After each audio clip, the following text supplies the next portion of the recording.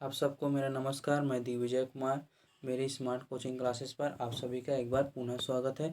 अगर आप मेरे इस चैनल में फ्री में पढ़ना चाहते हो तो मेरे चैनल को जरूर सब्सक्राइब कीजिए ताकि मेरा डेली का न्यू वीडियो आपको देखने को मिलता रहे। तो चलिए आज हम लोग क्लास स्टार्ट करते हैं। आज जो हम लोग पढ़ने वाले हैं वो है एक समान वैद्युत क्षेत्र में वैद्युत ध्रुव को घुमाने में किया गया कार्य। तो चलिए देखते हैं। हम लोग मान के चलते हैं, माना ए और बी क्या है, वैद्युत तो ध्रुव है जिसका जो निर्माण है प्लस क्यू आवेश और माइनस क्यू आवेशों से हुआ है। इसके बीच का जो डिस्टेंस है वो क्या है, हमारा 2a है। अब फिर मान के चलते हैं कि एक समान जो विद्युत जो क्षेत्र E होता है उसको इस अक्ष से इस प्रकार घुमाते हैं कि उसके बीच जो बनता है, जो एंगल बनता है वो क्या होता है, थीटा होता है। तब हम लोग विद्युत क्षेत्र E के कारण जो प्लस क्यू आवेश जो होता है, जो प्लस क्यू जो आवेश होता है उस पर एक बल क्या होता है, पी क्यू की दिशा में, तथा जो एक जो हमारा आवेश होता है माइनस क्यू आवेश के कारण एक जो बल होता है माइनस क्या है, क्यू ई होता है। इसकी दिशा में दोनों की जो दिशा होती है वो क्या होती है, विपरीत दिशा में कार्य करते हैं। इनकी जो क्रिया रेखाएं भिन्न भिन्न होने के कारण इसमें एक बल युग्म क्या हो जाता है, निर्माण होता है। यह जो बल युग्म है इस वैद्युत ध्रुव को क्या करता है, घुमाकर इस क्षेत्र के समांतर लाने का प्रयास करता है। तब हम लोग इसको बोलते हैं प्रत्यानयन बल युग्म कहते हैं। अब देखते हैं आगे हम लोग क्या देखते हैं कि इस प्रत्यानयन बल युग्म के आघूर्ण का परिणाम, इस प्रत्यानयन जो बल युग्म है उसका आघूर्ण परिणाम देखते हैं तो क्या होगा, इक्वल टू एक बल इंटू क्या होगा, बल युग्म की भुजा। हम लोग एक बल लेते हैं और उस जो हमारा जो प्रत्यानयन जो बल युग्म हो तो उसको टाउ से शो करते हैं और उस पर इसका जो फार्मूला होता है वो क्या होता है, कोई भी एक बल लेंगे और बल युग्म की एक भुजा लेते हैं। जैसे कि यहाँ पर हम लोग क्या कर लेते हैं, एक जो बल होता है वो क्यू ई लेके चलते हैं और इस पर एक भुजा क्या चीज़ ले लेते हैं, ए और सी ले लेते हैं। तो हमारा जो वैल्यू आएगा वो क्या चीज़ निकल के आता है, टाउ इक्वल टू क्या चीज़ निकल के आ रहा है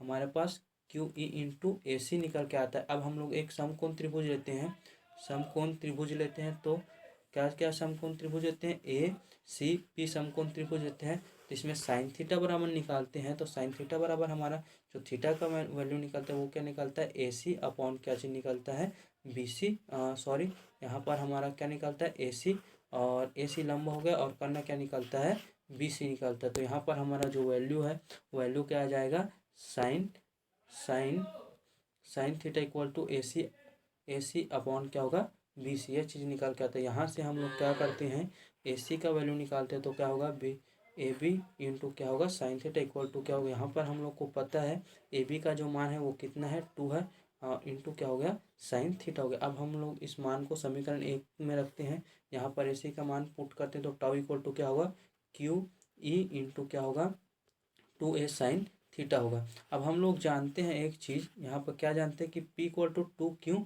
होता है। इसे वैद्युत ध्रुव आघूर्ण कहते हैं। वैद्युत ध्रुव आघूर्ण क्या होता है कि हम लोग जो लेते हैं वो 2 के जो आवेश होता है उसकी और उसके बीच का जो डिस्टेंस है उसके गुना के बराबर होता है। तो हम यहाँ पे P का वैल्यू पुट करेंगे, मतलब यहाँ 2qa का वैल्यू पुट करेंगे यहाँ पास, तो यहाँ पास क्या आ जाएगा, P आ जाएगा। तो इसको मान को हम लोग समीकरण 2 में पुट कर रहे हैं।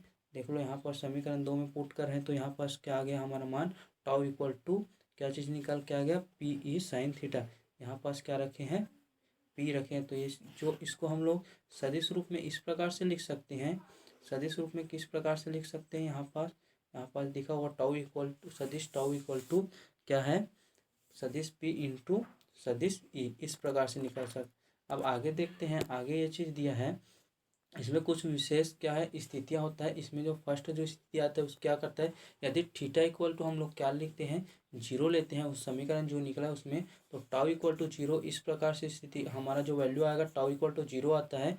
तो उस स्थिति में वैद्युत ध्रुव की स्थिति क्या होगा, संतुलन में होता है। अब जो अगला कैसे लेते हैं वो क्या लेते हैं कि थीटा इक्वल टू अगर हम लोग 90 अंश लेते हैं तो हमारा जो टाउ है उसका जो वैल्यू है क्या होगा, पी ई के बराबर होता है। मतलब उसकी जो वैद्युत ध्रुव पर जो लगने वाला बल आघूर्ण होगा वो क्या होगा, हमेशा अधिकतम होगा। अगर क्या नहीं कर रहा है वहाँ पे टाउ इक्वल टू पी नहीं कर रहा है। यदि हम लोग थीटा इक्वल टू 180 अंश लेते हैं तो वहाँ निकलेगा टाउ इक्वल टू 0 अंश निकलेगा। तो इस स्थिति में वैद्युत ध्रुव को क्या होगा, हम लोग क्या मानेंगे, असंतुलन की स्थिति में मानते हैं। अब हम लोग ये ले लेते हैं कि यहाँ पास क्या करते हैं, इक्वल टू 1 लेते हैं तथा साइन थीटा इक्वल टू भी क्या लेते हैं, 1 लेते हैं। मतलब कहने का मतलब थीटा इक्वल टू अगर नॉन्टी अंश लेते हैं तो समीकरण टाउ इक्वल टू पी होगा। इस स्थिति में क्या होगा, अतः किसी भी वैद्युत ध्रुव को का आघूर्ण प्रत्यानयन बल युग्मक के आघूर्ण के बराबर होता है, जो वैद्युत ध्रुव को उस समय के लिए कार्य करता है जब उसे एकांक तीव्रता के एक समान विद्युत क्षेत्र के लंबवत रखा जाता है। इस प्रकार से हमारा एक समान विद्युत क्षेत्र में रखे वैद्युत ध्रुव पर बल युग्मक का ये समीकरण निकलता है।